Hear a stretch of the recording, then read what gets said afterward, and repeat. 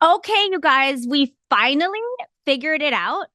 This is the exact script and framework that I've used to build not one, but two multi seven figure businesses in the beauty industry, one brick and mortar and one online.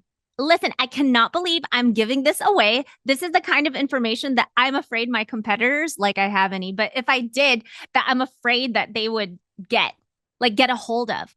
This is a completely true story. So, my student, Emily, used this exact framework that I'm going to teach you today. She started PRB at 5K a month. And after just a few months, she started bringing in $60,000 a month in her salon and spa. She used this exact script, no fluff, no guesswork, just what to say and why it works. So this is the sales framework that made it click for me when I learned this. Oh my gosh, making money was easy. It felt seamless. I was like in disbelief. I was like, I can't believe this is happening to me. And today it's going to be yours too.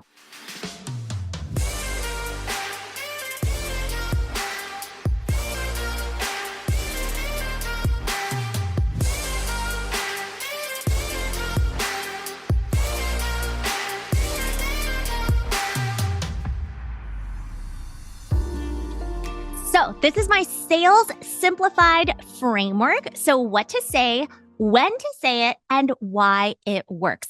If you're selling anything, any services over $500, this is the framework for you. If you're going to learn to sell something, why not make it like the expensive thing? If you're already like putting in the reps, you're already showing up, you're already talking to the clients.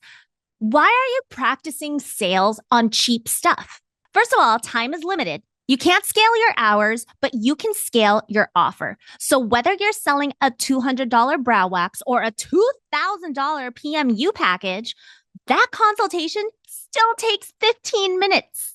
So why would you put in the same time for a tenth of the income? You don't get paid for your time. You get paid for the value that you bring to time. Number two, the effort is exactly the same. Answering DMs, doing consultations, posting content. It takes like the same effort to sell a $150 lash set as it does a $1,500 transformation. One pays your rent, the other buys you coffee and maybe an egg carton. Number three, the ROI, the return on investment, is drastically different. The person who closes 5 clients at 2K a month hits 10K and keeps their sanity. The person who closes 50 clients at $200 is burnt out and broke. What you need to understand is that money follows attention, and you're wasting your attention on low ticket offers. And I want to make this clear. You're already selling. You're already doing it. Might as well get paid like it. Every time you talk about your service, answer questions, or post a reel, you're selling. So if you're going to develop the skill of sales, and you need to, do it for a price that moves the needle. If you're going to be bad at something at first, be bad at selling the expensive thing. Because once you get good at it, it changes everything. So the game is the same. The strategy is the same. The only thing that changes is the number that you put on the invoice.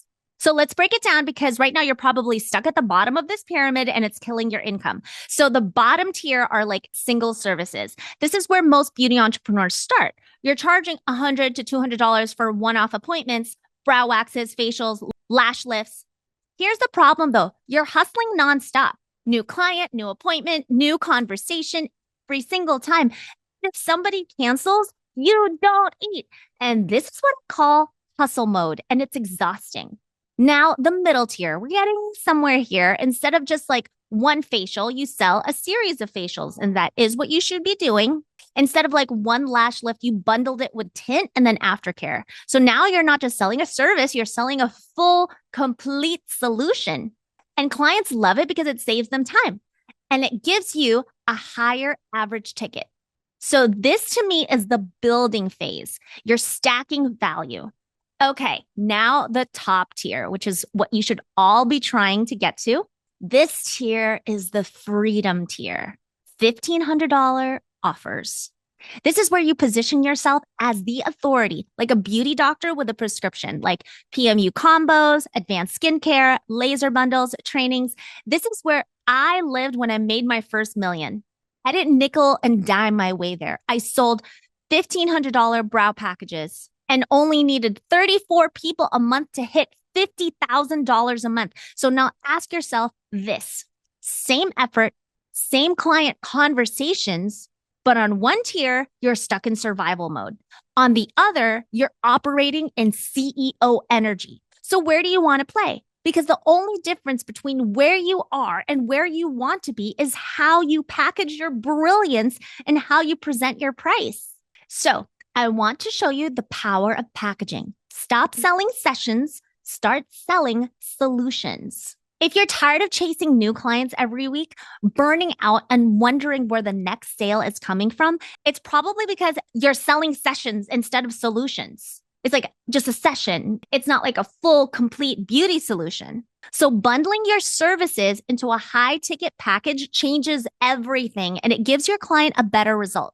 It gives you predictable income, and it gives your business real stability. And this is how my student Danielle, a lash artist, went from struggling to filling her books to bringing in 10K months nonstop.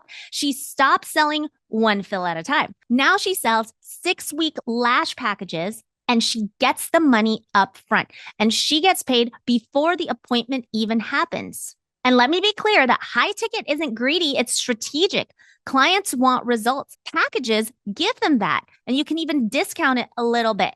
So let me give you some real examples from beauty businesses just like yours that are absolutely killing it by packaging high ticket. So let's say a lash artist sells 3-month lash loyalty packages. So full set, 6 fills, $900 to $1,200. Let's say you're a med spa. Let's say you offer laser hair removal, 6 sessions for $2,000 instead of $350 each. A permanent makeup artist, you can package too. How about a premium brow makeover, custom mapping, combo brows, touch up, and aftercare kit, $1,500. What if you're a trainer? What about including boss level beauty boot camp, a VIP day, shadowing, certification, like an ongoing chat or something like that? You can tack on an extra $2,500 for your trainings. Now, they don't just get clients, they get commitments. So price isn't the problem. Clarity is. If you package the transformation, people will pay for the result.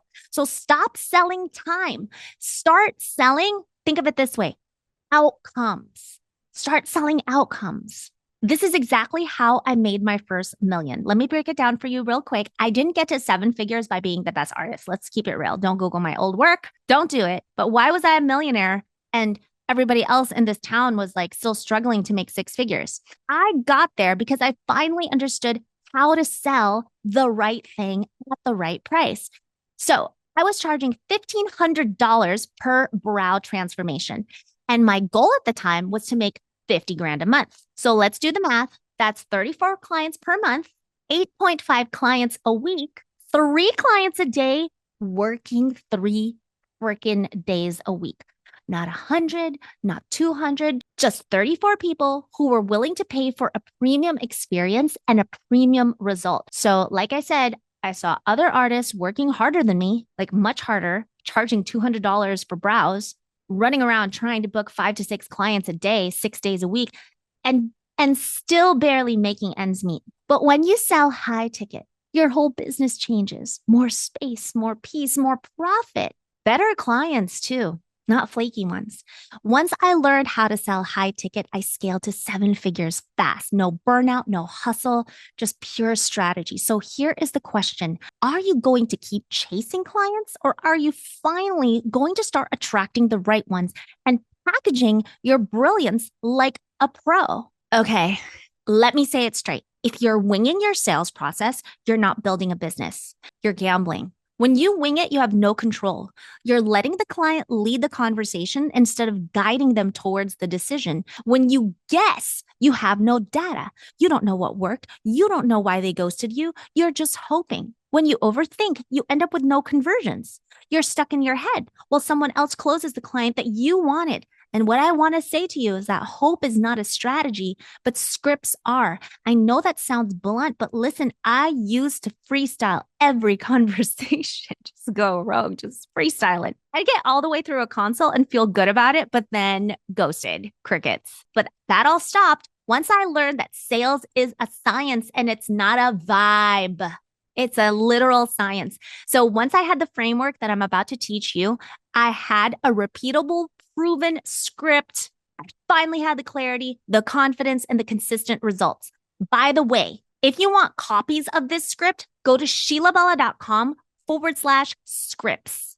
sheilabella.com/scripts. It's the script. So I put the things that I know to work in sales in this one document so you can literally have it in front of you and you can study it. Go to sheilabella.com/scripts. So if you're tired of wondering why people aren't booking, it's not your talent, it's not your content. It's that you don't have a plan when the money conversation comes up. So let's change that. Okay, my VP of sales was so nice, and she's going to be teaching you our 7-figure script and the framework and the psychology behind each and every part. She's going to tell you what to say, when to say it. And I'm telling you, everything that she's teaching you is everything we do here at Pretty Rich Bosses. And I want you to be able to copy and paste for your business. Danielle's incredible. She's a wife. She's a mother. Funny story. We're always pregnant together. She has 3 kids. I have 3 kids, and we're always pregnant together. Our kids are all the same ages. Here she is, Danielle Manguinao. All right. Well, thank you so much, Sheila. That was an amazing introduction. Such an honor. My name is Danielle Manguinao. I'm the VP of Sales here at Pretty Rich Bosses, and I'm so honored to be here with you guys today. So here's the truth, okay? No matter how amazing your services are, if you don't know how to guide a client through a decision-making process with confidence and leadership, your business will hit a ceiling. Today, I'm going to teach you how to prepare for sales calls and convert more leads without feeling pushy, awkward, or salesy, so that you can grow your revenue, serve more clients, and finally scale the beauty business of your dream. So if we haven't connected yet on Insta, you can find me at Danielle the Closer. And today I will be sharing with you the art of closing. So this is how to convert more clients and grow your business with confidence. And in the lower right-hand corner, you'll see one of my favorite Bible scriptures is Proverbs 16, verse 3. And it says, align your actions with the Lord and your plans will succeed. Now, why am I sharing this with all of you? Well, because this verse really hits home for me, especially when I'm in front of a client, because I know that I'm there to serve the other person that's in front of me.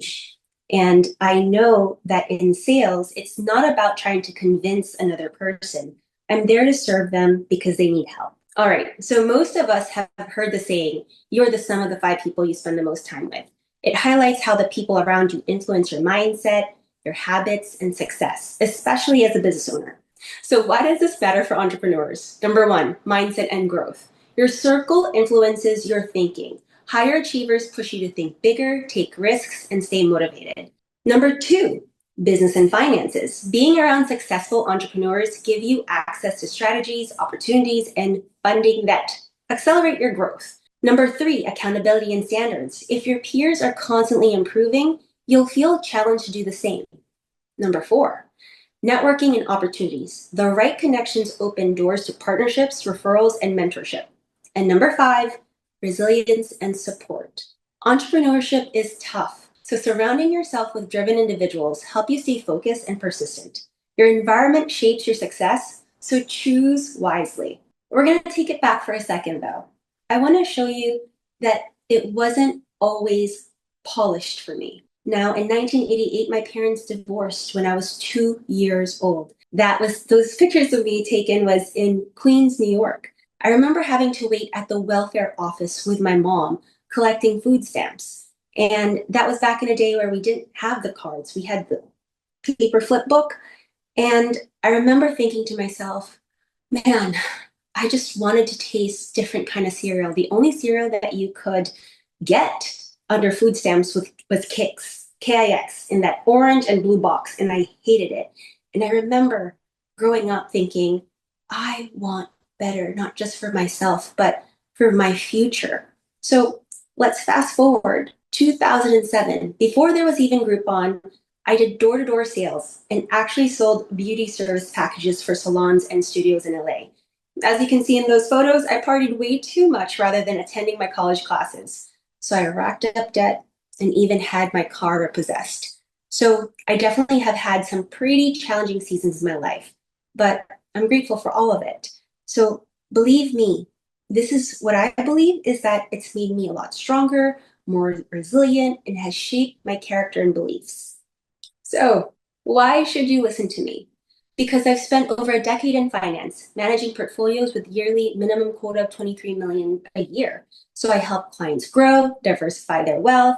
I don't just teach financial strategies, I've successfully implemented them myself. When your financial career starts with working with one of the big five banks, what they do really well is give you great sales training. They will never call it selling or sales. It was always about putting the client's best interest first. So first, let's all kill the idea that sales is bad or pushy. Sales, when done correctly, is simply leadership. It's service. So clients want to be led. They don't want to waste their time wondering if your solution is right for them. You owe it to them to guide them confidently through a decision. When you come from that mindset, every call feels natural and your conversation rates skyrocket. Right now, let me introduce you to a simple but powerful structure for every sales call you have. So we're going to break it down to 5 steps. Number 1 is going to be your pre-frame. Your pre-frame is going to be about 5 minutes. Step 2, this is your discovery. Your discovery is going to be about 15 minutes. Step 3 is the pitch. You're going to spend about 10 minutes here.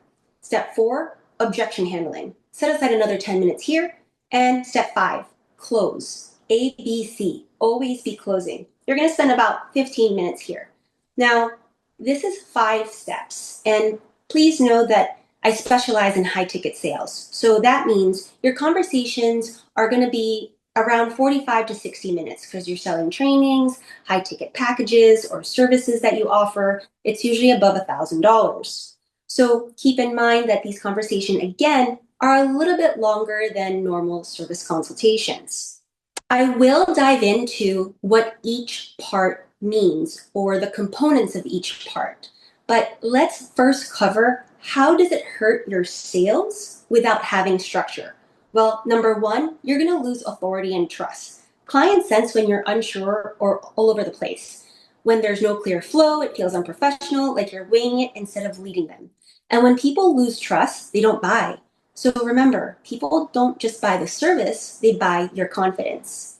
Number 2, you create confusion instead of clarity. Without a structured process, the client doesn't know where they are in the conversation or what's supposed to happen next. A confused mind says no. Clients need to be guided step by step toward the decision. Your job is to make the path to yes a simple, obvious, and easy path. Number 3, you miss key emotional triggers. A sales structure is designed to draw out emotions and connect to the real reasons why they want your service. Deeper than I want nice brows or I want better skin. Without structure, you stay surface level, and surface level desires don't close high ticket sales. Emotion is what moves people to act. Here's a fact. Logic justifies, but emotion buys. Number 4, you fail to handle objections effectively. If you don't anticipate and welcome objections with a system, you will get thrown off. Most people actually need help working through their concerns before they buy. That's normal. Without structure, you might sound defensive, apologetic, or worse, give up too soon. Keep in mind, sales is a service. So helping them make the right decision, not abandoning them at the first, I'm not sure. And number 5, you leave money and impact on the table. Every unclosed client is not just lost revenue, it's a lost opportunity to transform someone's confidence, appearance, and life. Without structure, you're unintentionally allowing your business and your potential clients to stay stuck. Closing is not about pressure, it's about leadership. So let's break down step 1, pre-frame. The purpose of the pre-frame is to establish leadership early. Create safety so that the client relaxes and shares openly. It sets expectations so there is no awkwardness later when you present the offer or ask for a decision. So in the first 5 minutes, you want to cover these 5 things. Number 1, thank and acknowledge them. You're going to spend about 30 seconds here. This is a genuine appreciation and builds instant rapport. Like, for example, thank you so much for being here today. I know your time is valuable and it already shows me you're serious about taking the next step for yourself and for your goals. Number 2, position yourself as a leader. So here you want to settle, it's a subtle establishment that you're going to guide them. You're going to guide them through the call and not them. So for example, my job today is to lead you through a conversation that helps you get really clear on where you are now, where you want to go, and what's standing in your way. If I feel like I can help you to get there, I'll show you what that looks like. And if not, I'll put you in the right direction. Is that fair? Number 3, you want to set the agenda. So you want to lay out the roadmap for the conversation so there's no surprises. As an example, here's what we're going to do today. First, I'm going to ask you some questions to really understand your goals and challenges. Then, if I believe it's a fit, I'll walk you through exactly how I can help you. And finally, if it feels right on both sides, we'll talk about next steps to get you started. Cool? All right. And number 4, set the expectation of a decision. So it's very important. You need to pre-frame that there will be a decision at the end without pressure, but with clarity. So for example, you can say something like, at the end of the call, if you both feel it's a good fit, I'll invite you to move forward. If it's not a good fit, if it's not the right fit, that's totally okay too. Either way, the goal is for you to have clarity about your next step. And number 5, this is where you're going to ask the permission to lead. Always finish the pre-frame by getting verbal agreement that you are leading the process. So for example, you'd say something like, does that sound good to you? Wait for them to say yes. Even a small yes builds momentum towards the final yes at the end. And something that you want to keep in mind as you're having this conversation is that your tonality matters. Your delivery matters. The emphasis of words, when you're supposed to emphasize words, or when you speak a little bit slower or leaning in. So again, please remember that your delivery and tonality really makes a big difference. All right, so we're at step number 2. Step number 2 is, what is the discovery here? So the purpose of a discovery, this is where you want to deeply understand the client's current reality, challenges, and desires. You want to uncover not just what they want, but why they want it, their emotional drivers. To position yourself as the guide who truly understands them, because whoever understands a problem the best is the one they trust to solve it. Okay, so discovery covers 3 main areas. Number 1, where are they right now? What's their current state? You must first understand their starting point. So you want to ask questions like, tell me a little bit more where you are right now when it comes to, and then you insert the relevant service or goal. Again, another example is, what's going well for you and what's not? Your goal here is to get clear on their current struggles, limitations, and pain points. Also, remember that during the discovery, what's really important is your active listening. Number 2, what they've already tried. So these would be their past attempts and frustrations. You need to know what they've already done so you don't sound like every other solution they've tried. Ask questions like, what have you tried so far to fix this? Did anything help even a little? Where did you feel that you got stuck? Your goal here is to understand what didn't work and why. So later you can frame your offer as a different offer. And number 3 of discovery is what they really want. This is the desired future state. This is where you paint the dream outcome. You want to ask questions like, if we could solve this for you, what would your life look like? Or you can ask questions like, how would it feel to finally have that problem solved? Your goal here is to bring out their emotional vision. So an example would be confidence, freedom, beauty, happiness, whatever it is emotionally tied to your service. So why is discovery so critical? Well, it's number 1, connection. People want to feel heard and understood before they trust you. Number 2, clarity. You find out their real needs, not just the service problems. And number 3, positioning. Later, when you present your offer, you can directly connect it to the pain and dream they just told you, making the offer irresistible. This is really important, you guys. You want to let them talk. During discovery, the less you talk, the more you learn. And I'm going to share with you the golden rule about sales. Whoever talks more on the call feels more connected and is more likely to buy. We are at step number 3 of the framework, which is the pitch. So what's the purpose of the pitch?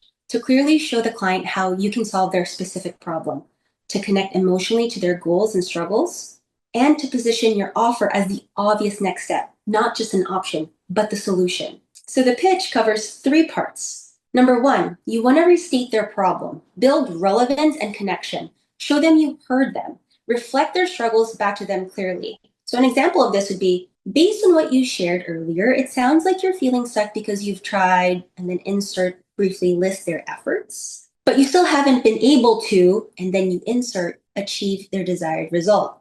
So your goal here is to make them feel seen and understood better than they understand themselves. Number two, you want to paint the dream outcome. You want to anchor to their emotional goals, remind them of the future they want, and position yourself as the bridge to it. So, for example, you're going to say something like this: what you really want is to, then insert the desired result. You want to feel confident, have flawless brows, attract clients, and then so you can insert again the deeper emotional benefit, like finally feel proud, enjoy life more, create financial freedom. So your goal here is to tie your solution to their emotional motivation, not just the technical features. And part three of the pitch is to introduce your offer as the bridge to their dream. Offer the transformation. Now, and only now, introduce your program or service positioned as the vehicle to get them from A to B. So this is how you probably would structure that. You would say something like, that's exactly why I created blank. Okay, so you would insert your offer name. And then you would continue by saying, it's designed to help people just like you go from, insert here blank, the problem that they shared with you, to the dream outcome, their dream of what they want to achieve, through blank, you insert your unique process or method here. You really want to keep it simple, clear, and confidence driven.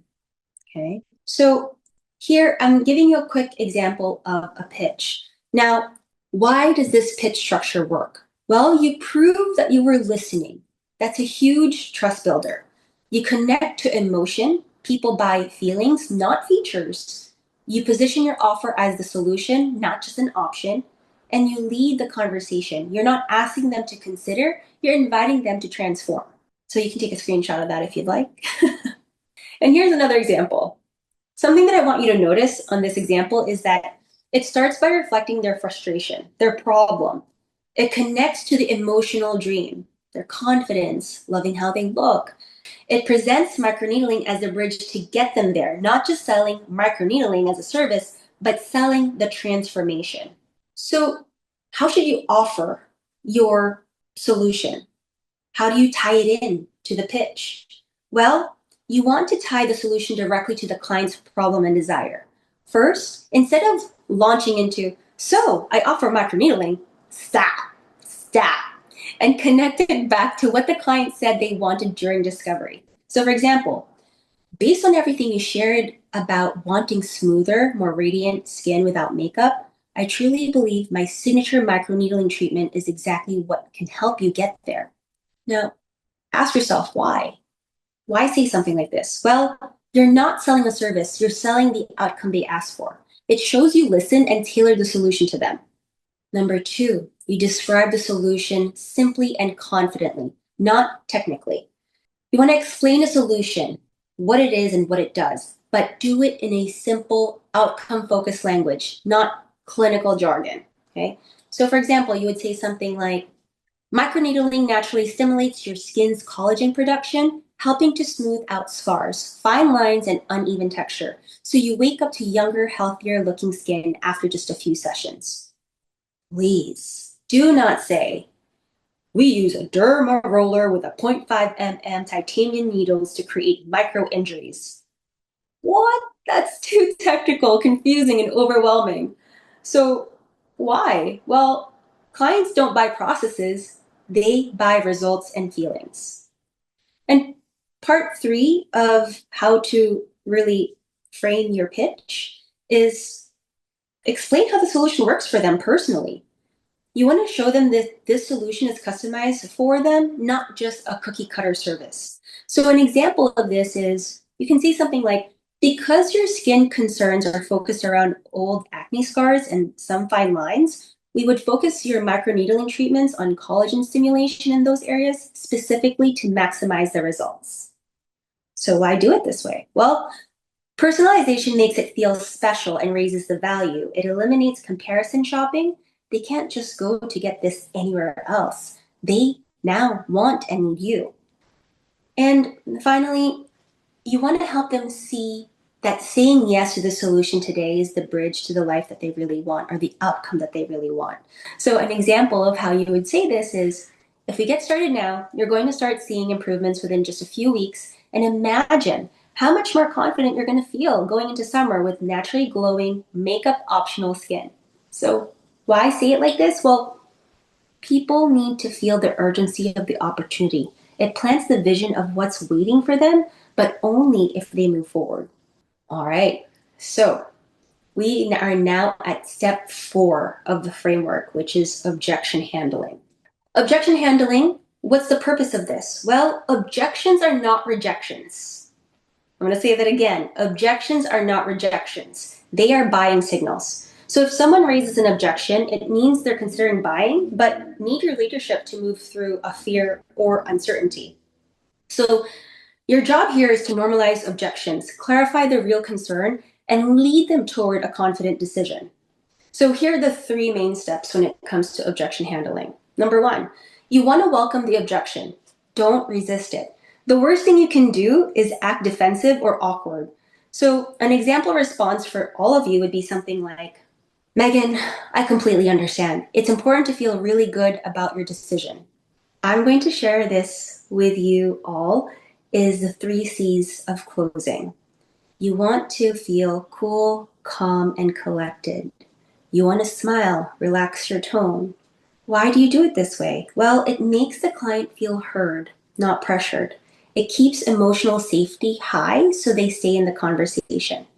Now, number 2, you want to clarify the real objection. Find the root of the fear. Most objections are not what they seem on the surface. Use gentle probing questions to find out, is it really about money? Is it fear or failure or wasting time? Is it uncertainty about the service or results? Examples to clarify their objection. You can say something like, if we could find a way to make the investment work, would you feel confident moving forward? Or what would you need to be true for you to feel 100% ready to do this for yourself? Now, why would you present it like this? Well, if you don't know the real objection, you're guessing, and guessing loses sales. Clients often hide their true fear behind, I need to think about it, or it's too expensive.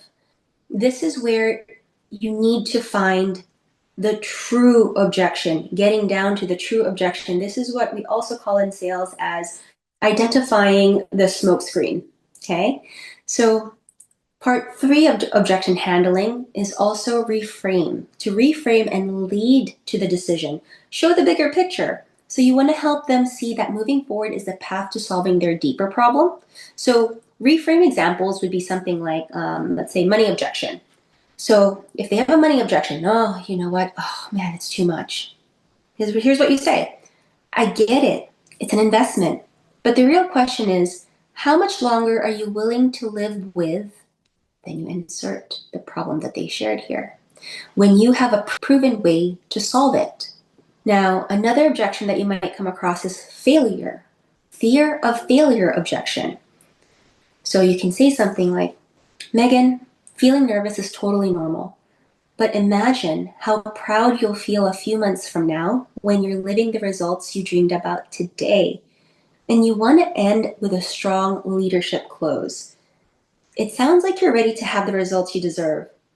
Let's go ahead and get you started, shall we? And hear what we'd like to do, which brings us to step number 5 of our framework, which is closing. You want to close with leadership. So what's the purpose of the close? To confidently invite the client to take action toward the transformation they want, to remove any final hesitation, to lead the conversation to a clear decision, yes or no, instead of letting it drift into a maybe, which usually means lost. Okay, so right now let's cover the 4 key components when it comes to closing. Number 1, you want to recap their desire and solution. You want to anchor to their emotion. Remind them why they came to you and what's waiting for them. So an example of what you can say is, Megan, you shared that you're ready to feel confident in your own skin again and stop feeling like you have to hide under tons of makeup every day. And with our microneedling service, we have a proven way to get you there. Now, why do it this way? Emotion drives action. Bring the conversation back to their original why. Second component, ask for the decision clearly. Don't hint, don't wait. You must directly and confidently invite them to commit. So here's an example clothesline. Would you like to go ahead and get started today? Or are you ready to take the next step towards the results you deserve? So why do it this way? Leadership equals clear direction. Clients actually appreciate when you make it easy for them to move forward without confusion. Component number 3, be silent after asking. Give them space to decide. Give it 2 beats. So after you ask a decision, say nothing. Hold the silence, smile, stay calm. Don't jump into save them by talking more. Why do we do it this way? Well, the next person who talks loses control of the decision. Silence puts respectful pressure on them to answer. Component number 4, you want to handle final small objections with calm leadership. So if they raise a small hesitation after you ask, stay calm and revisit the objection handling steps. Normalize their fear, clarify and reframe, re-invite them to the decision.